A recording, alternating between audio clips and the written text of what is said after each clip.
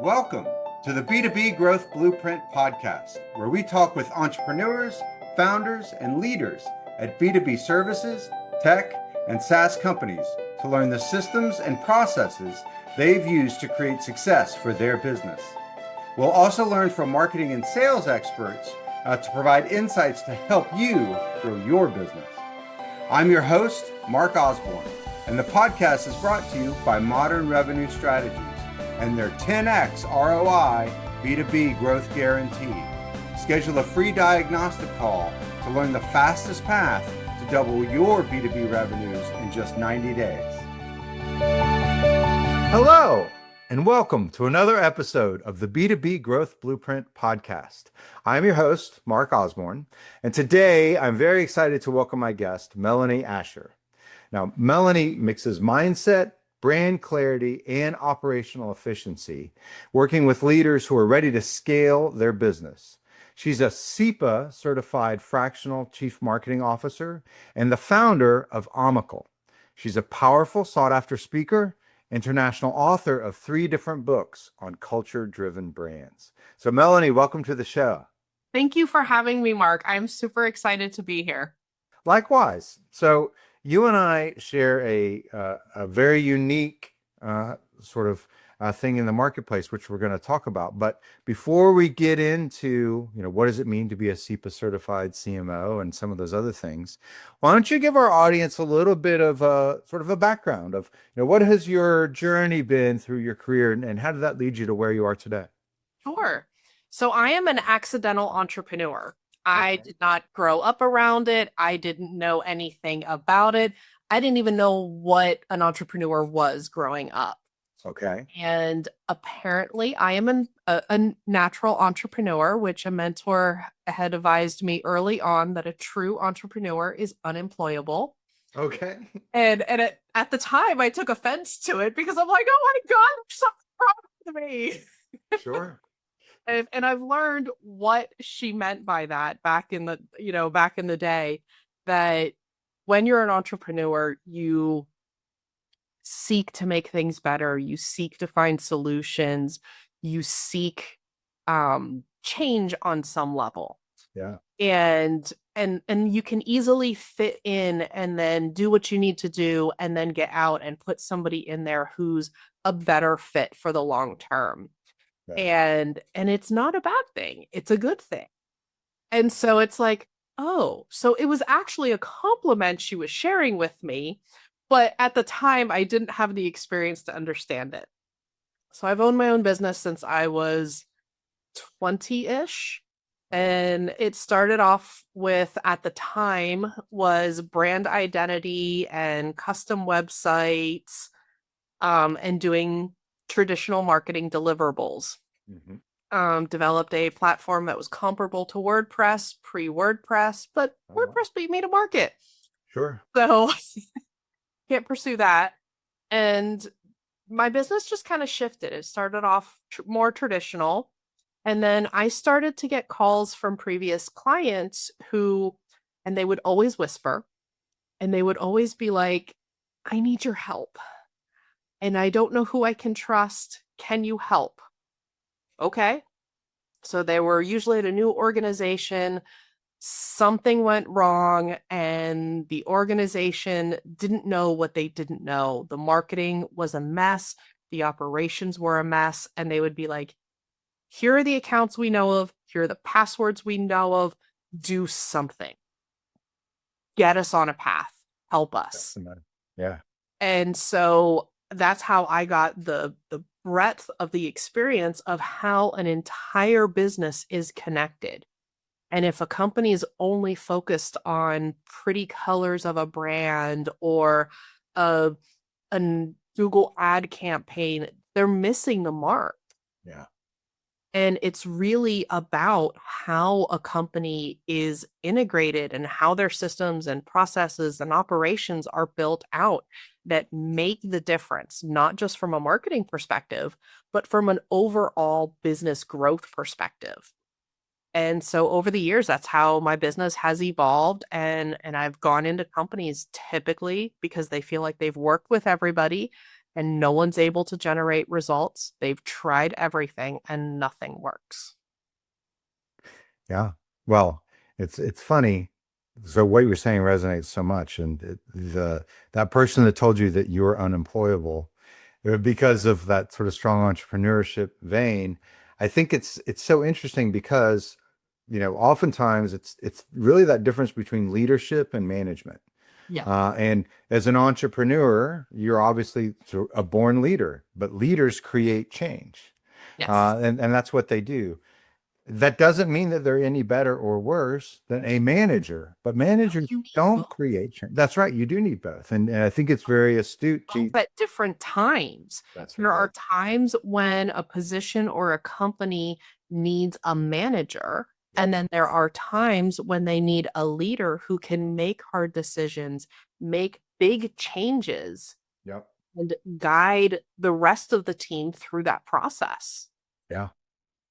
Well, and it's that ability to sort of be self-aware enough to know this is a context where you need change versus this is a context where you need management. Yes. And to know the difference between that sort of incremental versus the transformational, and then to do the right thing at the right time. I've seen plenty of organizations where they've got a strong, entrepreneurial leader, change agent in that CEO role, and they build something, and before they can harvest any of the value from what they've created, he goes and builds something else, and then he builds something else, and so the company is never able to actually, manage the growth. Because they're constantly changing and leading to something new, so it's a really important distinction. And then also that thing that you said a second ago is, they've tried everything and nothing works. And that speaks to sort of your mindset of being much more holistic in the way that you approach marketing of it's not about doing everything. It's about knowing the right things and then focusing on those, which is why so many companies feel like they've tried everything, Yeah. because they're just throwing spaghetti against the wall to see what sticks, and then finding out that that's just how you ruin a pot of spaghetti. Uh, Exactly. I can't tell you how many first time meetings I go into with clients and they're ready with their checklist. We do this much social posting on this platform. We do this, we do that, we do this.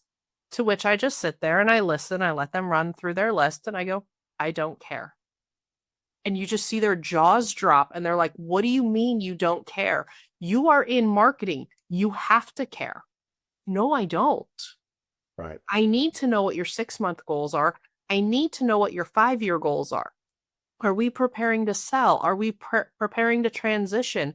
Or are we preparing for organic growth? That's right. Because depending on what those goals are going to depend on what our strategy is, what the tactics are that we do, and the metrics that matter, as opposed to going down the rabbit hole of vanity metrics that don't mean anything. That's right. And stuff that keeps them busy, like creating social posts. Oh, we can Wow. create busy for now until all eternity. That's right. But if it doesn't align with what we're actually trying to do, who cares? That's right.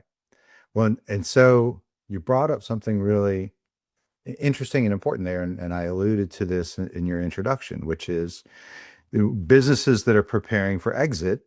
That's a very specific context Yes. that they're operating in. And to sort of set the table a little bit for our audience, for if you haven't heard, or if you haven't sort of seen this, there's a whole lot of business owners that are advancing in age, and they have run this business for a long time, and now they're reaching some inflection point. Maybe they're going to sell to private equity or do some recapitalization, sell to their employees or partners, pass to the next generation of owners, whatever it might be. And so they're looking, to have a successful transition there. And this startling statistic that I've said before on the show, which is 70% of businesses that try to sell don't. They just kind of get chopped up for bits or just disappear. And then 70% of those that do sell, the owners actually regret it within a year, which means, a very low percentages of these businesses that are the big group of businesses heading towards this inflection point, and a very few of them are going to be happy about how it goes, which has led to a lot of advisors like yourself and myself that are working with businesses preparing to exit to ensure that they have a better outcome, that they actually do sell or get the influx of capital they're looking for, can make those successful transitions, and then be happy about it.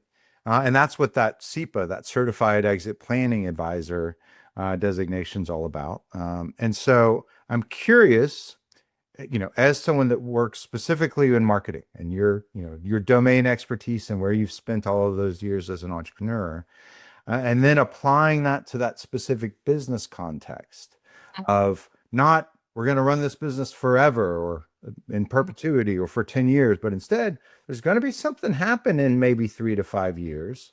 Whether it's, it doesn't sell and gets chopped up for parts, or it's a successful sale to, private equity or a strategic buyer or a transition. How do you approach that differently as it relates to marketing and sales? Sure. So I'd like to also add in another aspect of the exiting. Yeah. I tend to use the term transitioning. And the reason I do that is because a lot of times scale ups are preparing for acquisition or to transition out. Yeah. It's not that they're retirement age. It's not that, they've gotten to that seasoned point. It's that their intention was never to build a lifelong business. They were building a business to sell. Right. And so exit planning is more than just about retirement. It's about understanding the business as its own entity and getting the most value out of it today, tomorrow, and in the future. So I add that little bit of caveat to. Yeah, I think that's very astute. So I add a little bit of that to it. And then what I commonly see is when businesses are getting to that point that they are going to transition out, Mm-hmm. the very first thought is we must cut expenses. Right. Okay. I, Well, I call it burning the furniture to keep from turning on the heat. yes, blankets too, because that's really helpful. Yeah, that's right. So we're going to burn the blankets, we're going to burn the furniture, and we're not going to turn on the heat. That's right. That's right. And then wonder why we're freezing to death and nobody's interested. Yeah. And so marketing and sales are usually the first thing to get slashed. Yeah. So we slash everything that generates revenue, and we slash everything that has the potential to build value, perceived value, external value in the business. And then it starts to ask questions. Or they'll reduce the cost. So we'll outsource everything. Mm-hmm. Guess what? If you outsource everything, and I have seen companies do this, they outsource so much that they don't actually own their own data. Right. They don't own their own brand. They don't own their own data. So when they go through the formal evaluation and their business is audited, there's no value because they don't own anything. They've subcontracted it out, and the subcontractors own everything. It's like one of the very first things I do when I work with companies is like, okay, what trademarks do we have? What legal protections do we have? Do we own our own database? Do we own our own logo? Right. We own our own domain name. I can't tell you how many times companies, these are basic level things, assets. That's and right. companies outsource it because it's easier and cheaper to outsource it, and they don't own it. So when it comes time for that transition, well, what are you selling? Right. You can prove you make revenue. That's great. But why would I buy that? There's nothing there to buy. Yeah. What are some of the other things so that non-ownership, that's sort of, it's not a sellable asset because you don't own it. Exactly. What are some of those other things that you see? And I've got some to sort of pepper in. One of the things that we see so often is we'll come in and, a company will be like, well, we really want to, amplify our sales. for those that do want to invest, they're not burning the furniture to keep from turning on the heat, but they're like, we really think we can, maximize our sales. We want to bring in a couple more salespeople to really juice up the revenues before we go to market. And so oftentimes I'll meet with that founder or that owner. I'm like, well, who is your best salesperson?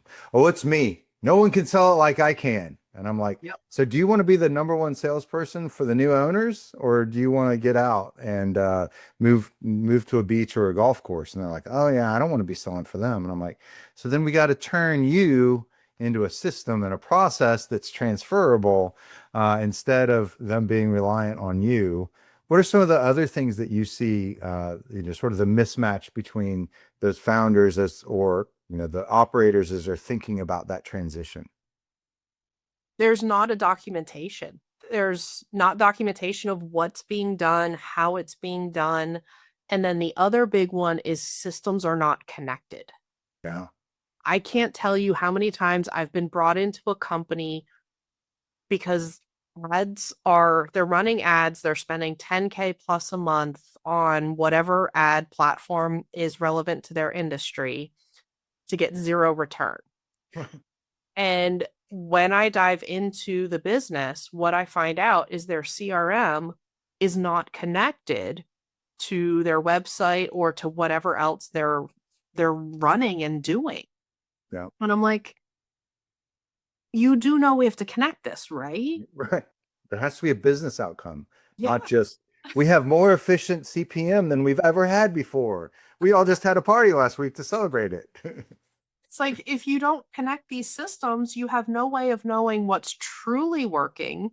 Yeah. And more importantly, no real way to follow up with your next best client. That's right. So we have to build that out. And that what you mentioned about the sales team is a prime example of how they slash in some areas and then they overinvest in other areas. They think that investing and expanding the sales team before they go through due diligence is a good thing. But what they don't realize is if, regardless of how you overcompensate, if you slash, the amount that you've slashed just gets added back in. If you overexpend, it just gets cut back down in due diligence. So you're really not doing yourself any favors. If anything, you're setting yourself up for failure and for a lower valuation, because when you go through due diligence, they're going to see that this doesn't add up. And if you are not honest about this, what else are you hiding? That's right. There's the old phrase, like if one number on a slide is wrong, the whole deck's wrong. And it's definitely true. Like if you fudged one thing in that in your numbers when it comes to the due diligence process, well, now everything's under question. Exactly. And so you have to go through all of that. So as you work with companies that are preparing for that transition, how do you help them connect systems? How do you help them, make the right sort of strategic investments that are actually going to pay off when it comes to due diligence? And how do you help them think through that? So that's a great question. I'll share an example through a story. One client I worked with, they were in this scaling up phase to prepare. Yeah. And in scaling up, they had determined that posting to Instagram 8 times a day was their goal. Okay. First of all, that's not a goal. Why? Yes, that was my exact word to them was why. And then we had to have conversations about what is a goal versus what is a tactic and Right. strategy, but we'll get to that in a moment. And in that conversation, what ended up being revealed was they felt if they could be considered an influencer, that they would be able to generate more sales and grow the business. Okay. Okay. At least now I understand the thought process. Right. That's right. I still disagree with it, and we're still going to address it, but at least I understand the thought process. Sure. And so I started to look at their internal operations. Who's responsible for this? How is it getting done? How's it being executed and what kind of results are they getting. 8 posts on Instagram per day, even though Instagram itself doesn't recommend more than 3 to 4 per week. Okay? Keep that in mind, first of all. Second of all, it took them, on average, 8 hours to create a single post. Wow. So I'm like, that's 64 person hours per day that they're allocating to what may or may not be even a reasonable strategy, much less a reasonable tactical execution of that strategy. exactly. So once I figured this out, and then it was like, okay, let's look at why it's taking so long. Do we have unnecessary approval processes? Are we using the right tools? What's going on? And it was a little bit of both. So we had one person who had their designer was of the mindset that absolutely everything had to be perfect. Perfect. 8 times a day. 8 times a day. And only used he was using a high-end design software. Okay. That made sharing to get approval from other teams next to impossible. So he would do his part and then have to export everything, email it out, start this email thread that would go around. And if somebody did not hit reply all, then not everybody got to see the updates. And it was just a nightmare. Yeah. And so he was unwilling to change. And they also had an approval process that included about a third of the company. Oh my gosh. I'm like, no. So I started sharing some reality checks with them. For example, the average social media post has a lifespan of 2 seconds. We are averaging 8 hours to create one post that has an average lifespan, if you're lucky, of 2 seconds. Let's reevaluate what we're doing, why we're doing it, and how we're doing it. Shifted them over to Canva. Yeah. Because Canva is much easier, much faster to create, to execute, and to get approvals. Yeah. We reduced the number of people who had approval authority, and we shifted how we're going to go from design, and then a separate person had to write the copy, how we're going to have them work together. So the average post went from 8 hours down to about an hour. Much better. Yes. Big improvement. Huge. Then we attached, we reevaluated the goal of 8 per day. Sure. Because that's just unreasonable, especially since the majority of the posts that needed to go out were not timely posts, meaning they did not have to go out at this day, at this time, for this reason. Right. There was a time frame, as in a campaign, that was completely relevant. Okay, but we don't need to overstress ourselves out.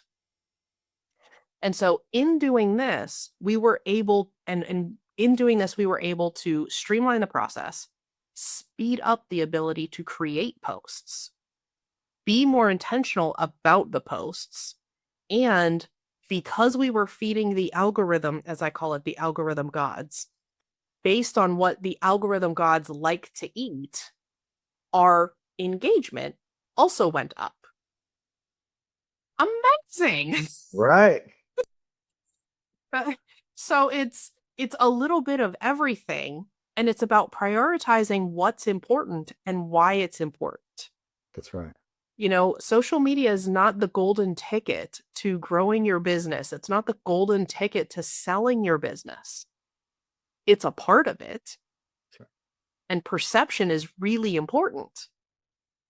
But if your business is not aligned with what it's doing, in alignment with the goals that you need to achieve, or even on the correct platform, it doesn't matter. Yeah. What else have you seen? I'm really curious about some of your thoughts. Well, that's a prime example of that exact phrase that you talked about of we've tried everything. Well, it's because you're doing so many things that are really sort of irrelevant, Yeah. and just sort of beside the point. And that's the thing that I find is it's really sort of aligning on, well, what is the real goal? Mm-hmm. And so often, and I'm sure you've had this experience too, and you've got an MBA and a lot of training and a lot of experience and expertise. So much of training and marketing is around, well, we got to get the strategy right. And oftentimes that sort of strategy starts with a lot of research. You got to understand the customer and then the competitive landscape and your own unique company capabilities. And then you got to synthesize all of that to translate it into sort of a unique selling proposition and a messaging strategy and all of those things. And it's funny working with companies preparing to sell, they're cranking along at 5 to 10 million a year. And they're like, well, we need to do some marketing stuff to, sort of capture. And most marketers will say, well, great, well, let's go analyze the marketplace. And I'm like, but if you're going to, those strategic investments have an exponential payoff year 7, 10, but you're not going to be here in year 7, 10. Instead, let's do some of the things that you talked about, which is let's define some of these processes that aren't well defined. Let's connect some of these systems that aren't well connected. Let's drop some value to EBITDA by improving efficiency and sort of operation, and make it a more sellable asset, because now the new owner can actually see how all these things work instead of just, well, Melanie comes in and does her thing and I don't really know what that is, and magically leads pop out. And so being able to focus them on less sexy things like doing strategy and interviewing customers and redoing the logo, to more sort of structural things like documenting processes and connecting KPIs that actually matter to the business. It again allows them to start to see, oh wow, although this is a best practice for kind of businesses that are, anyone that tells you you should start with strategy, that's not a wrong thing to say because it's true. But sometimes some of those strategic investments for a company preparing to sell, it's not as high of an ROI in that short-term time frame that they're operating in.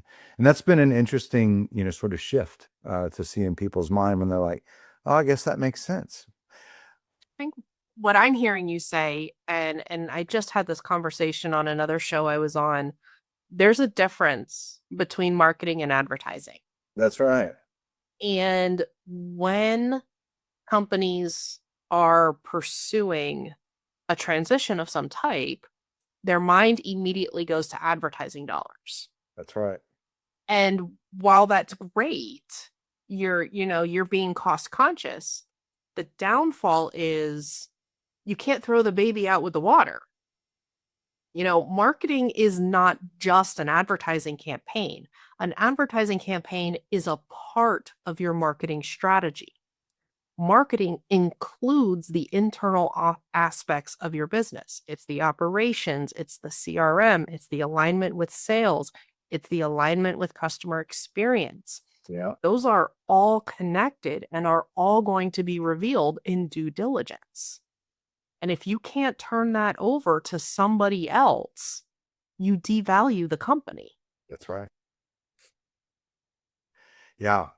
Well, Melanie, you're obviously an expert in a lot of areas that we're both passionate about. We could spend all day talking about it, but I got to be mindful of your time. But before I let you go, why don't you kind of give us the pitch a little bit? Like, who do you work with? Like, what are the things that you help them do? And what's the best way to get in touch? Sure. You're welcome to reach out to me on LinkedIn, Melanie Asher, MBA, and SEPA as well. You can also send me an email or visit my website, which is amical.com. On my site, I do have free resources that kind of walk you through. My most popular ebook right now is the The real reason why I think it's the hidden reason your marketing doesn't work. I forget the title of it, but I have an entire free resources that you're able to get instant access to information. Would love to share those with you. Who do I work with? I typically work with B2B companies who are scaling up or preparing to transition out. As I said before, if you feel you've tried everything and nothing works, and you've worked with everyone and no one is able to generate results, I'm the one you call. Awesome. Well, Melanie, thank you so much again for taking the time to join us today. I really enjoyed our conversation.